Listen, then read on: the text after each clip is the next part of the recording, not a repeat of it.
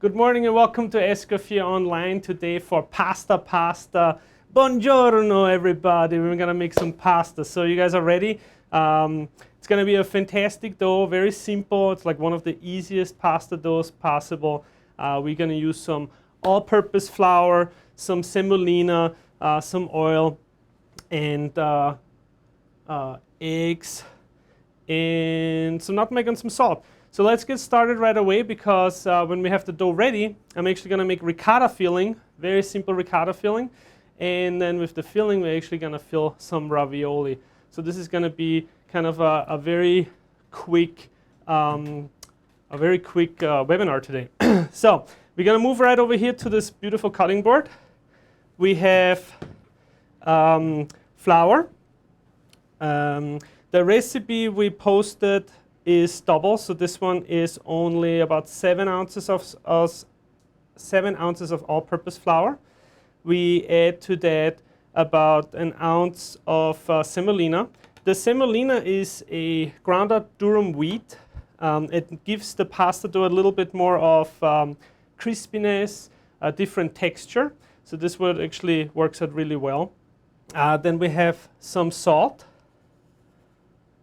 You can use kosher salt or iodized salt, not much different there. And that is actually it. So we're gonna mix this up. I'm just looking where my next ingredient is. So you wanna mix up the flour with the dry ingredients first.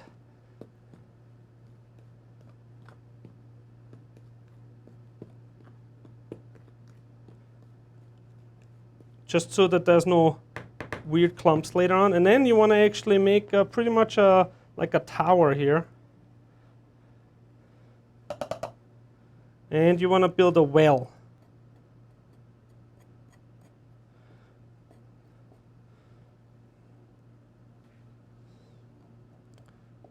I feel a little bit like Bob the Builder today. Okay, so with this well, we have already a question. How much salt was added? It's about 3/4 of a tablespoon. Okay. Just realized I forgot my eggs over there. So we're gonna use 2 eggs. When you do eggs, it's very important that you don't crack them right into the well, because if you have by any chance some eggshells in there, you have a really hard time finding them. So I'm actually going to crack them into the flour bowl from before because I can use the same bowl. So we want to use 2 eggs. All right. We're going to mix these eggs up a little bit right away. The original recipe calls for some white wine. You can add that too. And then about an ounce of olive oil.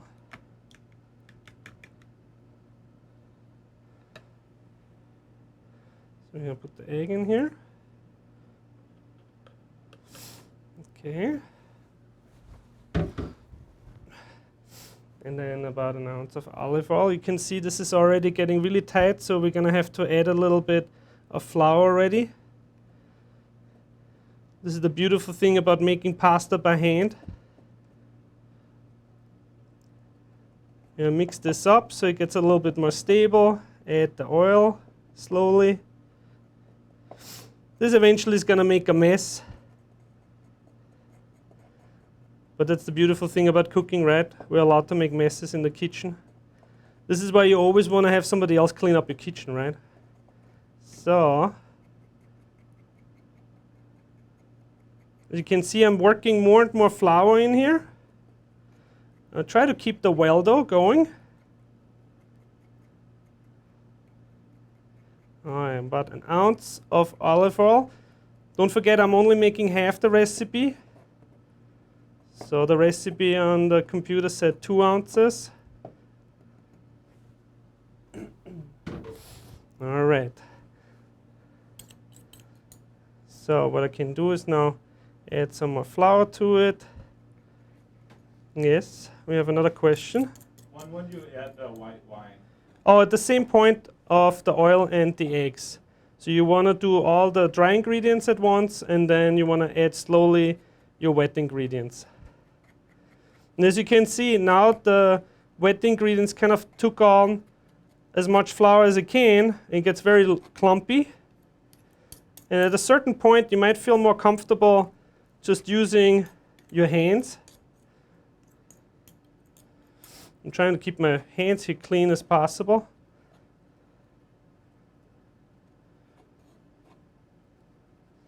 All right, but I think the point has come where I'm gonna use my fingers. So,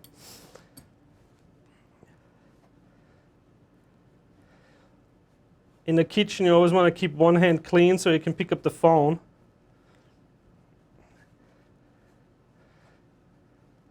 And now we want to actually work this to a smooth dough. I know that doesn't look like a whole lot of smooth right now, but as more you work it,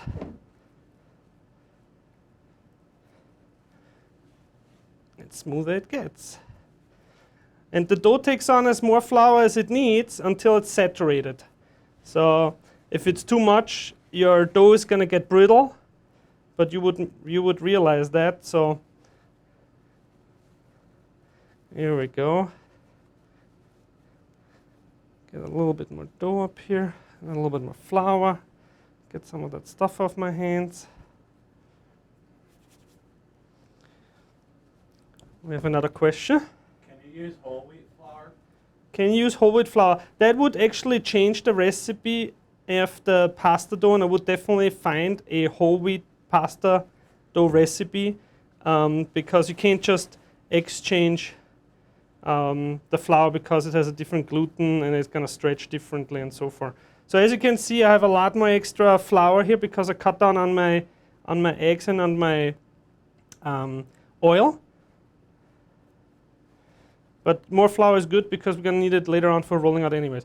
So what I'm going to look for is if I push it, that the dough actually springs back. That means that it's worked enough. I think you can see it. It starts springing back. So what I do now is I actually going to take this and oil it up a little bit and put it into a plastic wrap. And in the meanwhile, we can actually start the ricotta while this is resting for about, usually it should rest about 20-30 minutes. We're going to have this done a little bit faster. So let me get that dough away, and I'll be right back with that.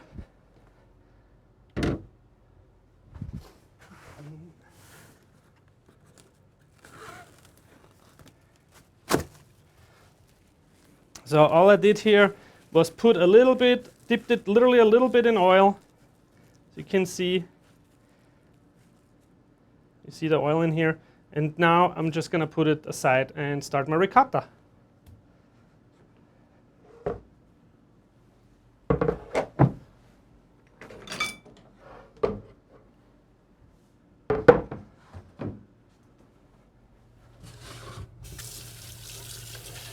So the ricotta cheese is dry.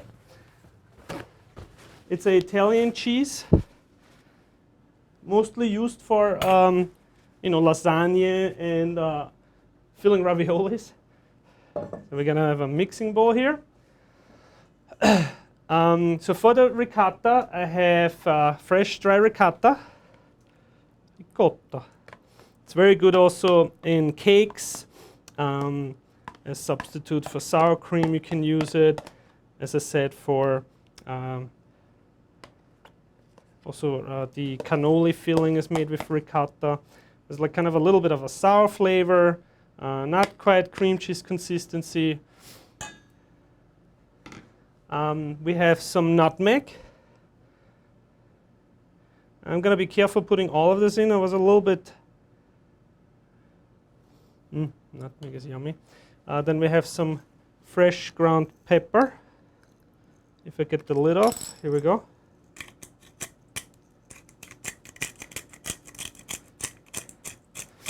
Now, you want to make sure that the filling is good because you only get basically one shot at it. You don't know how it's going to taste when it's in the ravioli. And then I have actually 3 different cheeses in here. The recipe I gave you is for 1 cup of Parmigiano Reggiano cheese. This is actually a blend of 3 different kind of cheeses. Parmesan, I forgot which other cheese is in there, but I bought it at the store. So there's a 3 cheese blend in there, and we're gonna add this now. About a cup.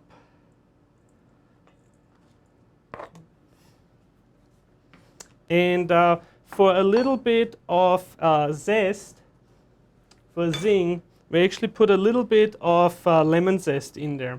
So the recipe calls for a half of a lemon, zested. Wash the lemon before you use it, because they're sometimes waxed. This is a microplane. This works great for the zesting process. You can also use actually a zester. And then you want to use about half of the lemon. Now, the lemon is still good after you take the zest off. So if you bake at home, even if you make iced tea at home, you can still use this lemon. So it's not garbage now. You just, use the lemon juice, or even the slices are still okay. So see how nice and fine this is. When you zest something, what you get out is basically the oils, not much more. So that is basically what you're doing. So we have the ricotta, we have the nutmeg, we have the lemon zest, we have the cheeses in here.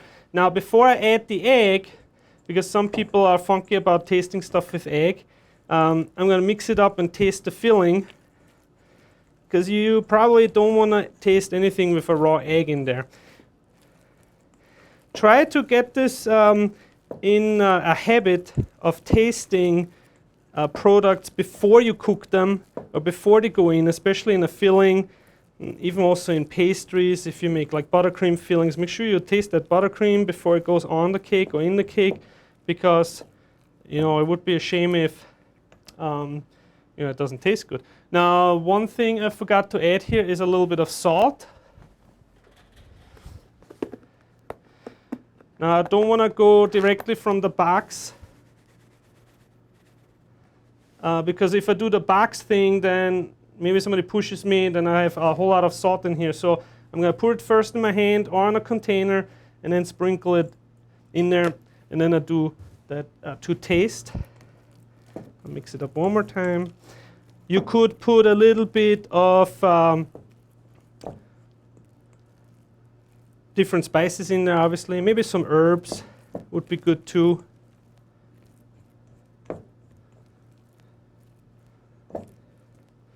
All right, so see how good this is. Yummy, yummy, yummy. Good, fantastic. Tastes good. In my taste, maybe a little bit more salt. So let's get a little bit more salt. I do not like these boxes. Here we go. Good. Now, as I said, we did not rest the dough for a half an hour. So I made one a little bit earlier. And we'll see how this works out. We have a pasta rolling machine here. Before I roll it out with the machine, we actually gonna roll it out right here on the cutting board. Actually, I'm gonna switch the board again.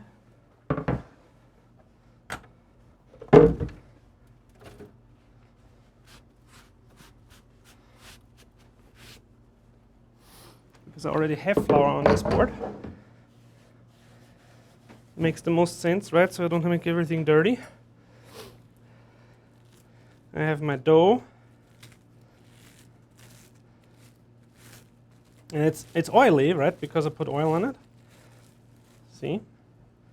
It's in the middle. I think that's definitely too much for what I'm gonna do today. So I'm gonna cut this in half right away. Before I even do anything with it.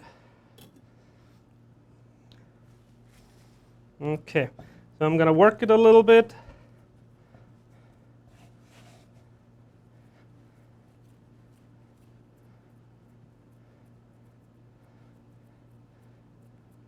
When you make pasta dough, Don't be afraid to use flour.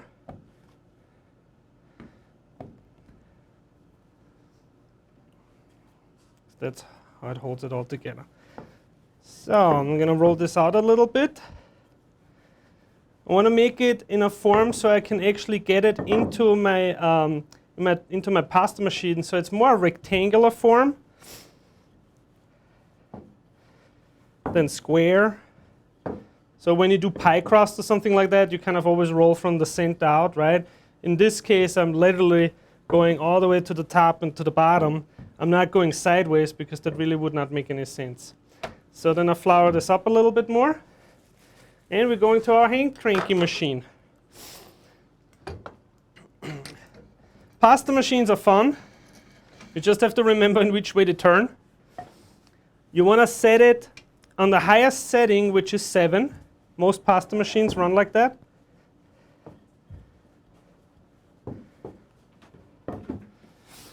I usually leave my rolling pin close by so I can actually pull the dough out if I have to.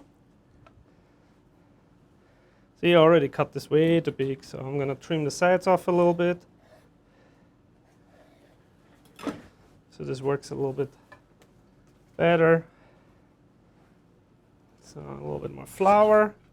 Now, pasta machines is something beautiful, but please be sure that you never, ever, ever, ever, ever, promise me you never, ever use water on these machines. So you do not wash them. You don't put them in the dishwasher, because that will ruin the machine. So we're going to feed this through here. It already comes through.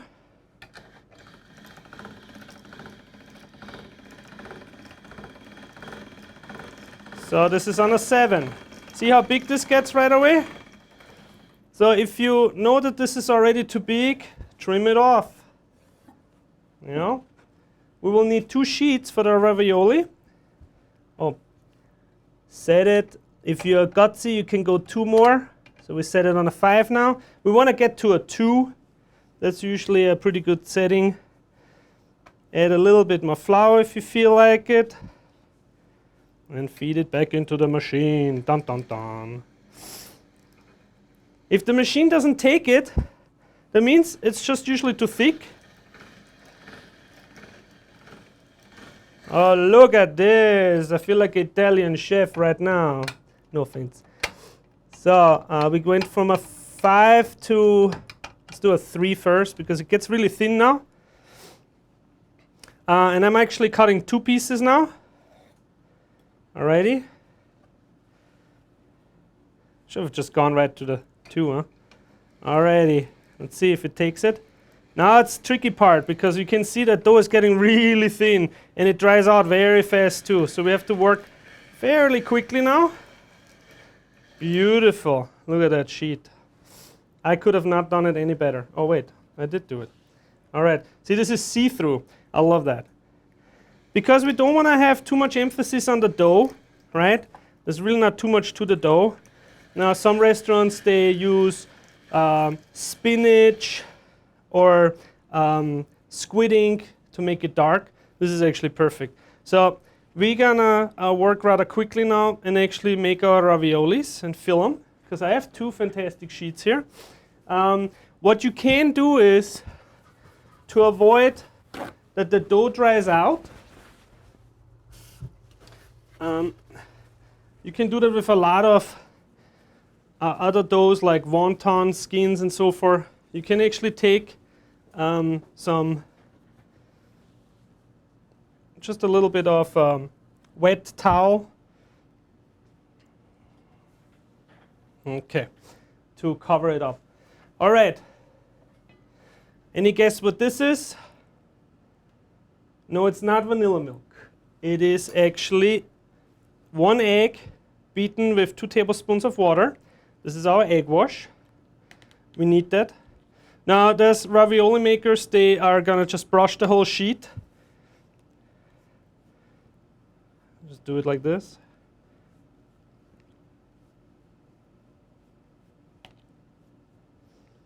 All right, and then we're gonna fill it. Now, you remember that we have that ravioli, that filling And I still need to crack an egg in here. So we're going to do this right now.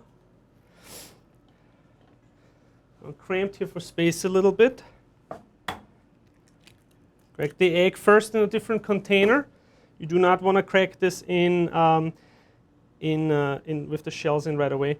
And now the question is, do you want to do the egg whites and the egg yolks? I would put both in there. There's some chefs, they only put the egg yolk in there because they want to avoid that the egg white is producing any air. So now, of course, I would not taste it anymore because now it's raw, right? There's a raw egg yolk in there. I would not want to taste that. So we're going to just mix this up quick here.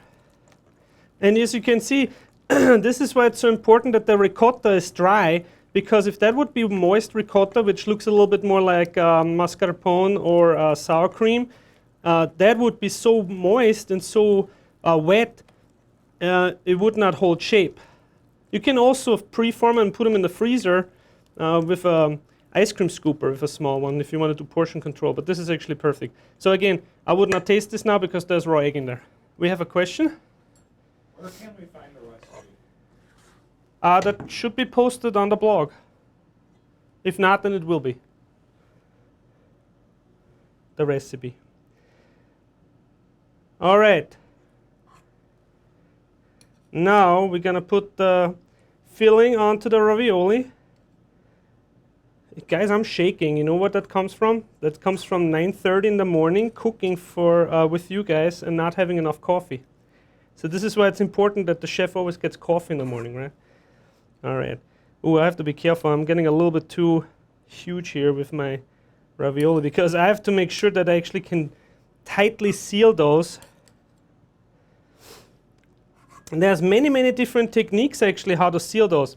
Initially, I wanted to show how to do it on a KitchenAid mixer, but most people don't have this attachment, but they do have it. So if you have a KitchenAid mixer, you can check out on the web page. They have that attachment. And the other technique is actually a very old one. There's a nice wooden form where you put the pasta sheet on top, and then you actually drop the filling in it. So this is kind of like the most primitive form, which should work out just fine. So we egg washed. Put the pasta sheet over there. Yeah, I have to flip this over because the size difference here. Ah, look at these. You make it the perfect ravioli. I feel a little bit like Super Mario right now. Oh, there's one which is not gonna be tight. Now what I'm doing is I'm actually, with my fingers, go as tight as possible around the filling and squeeze out most of the air. Air is our enemy with ravioli. Air gives enough room for steam, and steam breaks our pasta dough.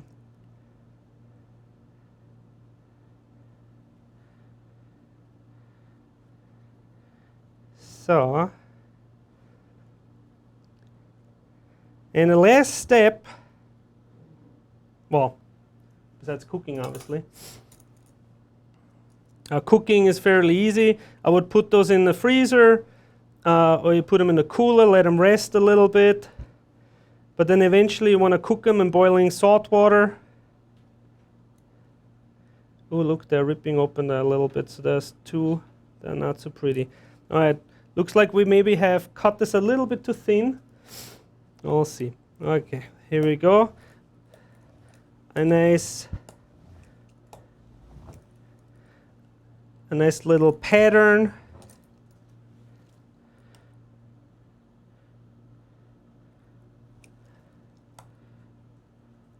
Whee! And there you have it. An Austrian chef making Italian ravioli. Have you had that before? I did not hear that ever before. We usually make everything in strudel form. All right. So there you have your ravioli filled with ricotta, lemon zest, and cheeses. We can add any other ingredients in it, mushrooms or meats even. So one more time to recap, pasta dough, very simple, 4 eggs, 2 ounces of olive oil, a little bit of salt, about 4 ounces plus whatever you need for the cutting board, and all-purpose flour, 2 ounces of semolina flour, give that little bit of an oomph for the pasta dough, which is ground up durum wheat, a little bit of white wine if you feel like it. Instead of the 2 ounces of white wine, you could use any liquid which could also color your dough. That means there could be maybe a paprika liquid, or parsley oil, or something like that, which could color obviously your pasta dough. We have another question. 2 questions. Does the roller help seal the dough? And can you keep the dough in the fridge? Yes, the cutting tool definitely, the wheel definitely presses together to seal it. Now there is another technique which is also very common, which is where you actually use a fork and you seal the sides with a fork. This is actually how I learned in Austria how to make ravioli. We didn't have fancy cutters. No, I'm just kidding. But this actually looks nice too. So this works as well, just with cutting with a knife and then actually sealing it with the fork. What you really want to make sure is that there's no air in there. Because you can seal it whatever you want. If there's air in there, it's going to pop on the top or on the sides. It will find its way out. We have another question. How long can you keep it in the fridge? Oh. And can the pasta be rolled out instead of a pasta machine? Okay. The question was how long or can I store the pasta dough in the fridge? Yes, I would definitely not store it much longer than maybe 2 or 3 days because it gets very hard after a while. That means you probably would have to make it softer and put a lot of oil on there to keep it soft and pliable. Don't forget there's not much to it, and the gluten are going to be soaking up all the liquid, so it's going to get a really hard lump. I did never ever make pasta dough much more than a day in advance. Now, what you want to do is if you make pasta dough, and this is now answering kind of the other question, is if you roll it out, and yes, you can use a rolling pin of any kind, French rolling pins, these, or regular rolling pins. You just roll it to the thinness you like. Usually between a 2 and a 3 on the machine is about a quarter, I would say an eighth, maybe a quarter inch thick for fettuccine or spaghetti, or something that size. For fillings, we could have definitely gone a little bit thicker on the ravioli here. But yes, you can use then the dough and you can actually dry it. When you cut the spaghetti or the fettuccine, you can hang dry it. You can build little nests and put them in Ziploc bags and freeze them. You can put them in some flour so they don't stick together. And then when you're ready to rock and roll, you just have boiling water and you drop them right into the boiling water without even defrosting them. That all works with pasta. We've done it in restaurants a la minute for fresh pasta cooked. So the fresh pasta came frozen right into the boiling pot and it made it a really nice fresh a la minute dish. Just don't forget to wrap it up in oil. I'll show you this one more time. This is actually the easiest way to do it. Just have plastic wrap, oil on it, and see. And you can tell when the dough gets too stiff because as soon as I push the dough and it doesn't spring back anymore, then I have more a brick of flour than anything else. So you want to make sure it's pliable. But as long as it's pliable like this, you're safe in the fridge. It could be 3 days, 4 days, depending on how much liquid you put in there. Do we have another question? All right. Then I want to say thank you so much for joining me today for making pasta and ravioli filling and ravioli. This was a hell of a class. I'm going to be in the chat room for a couple minutes, so if you have more questions, please hang around and ask me. Other than that, thank you so much, and I want to see pasta dishes coming my way. And have a great day. Thank you so much.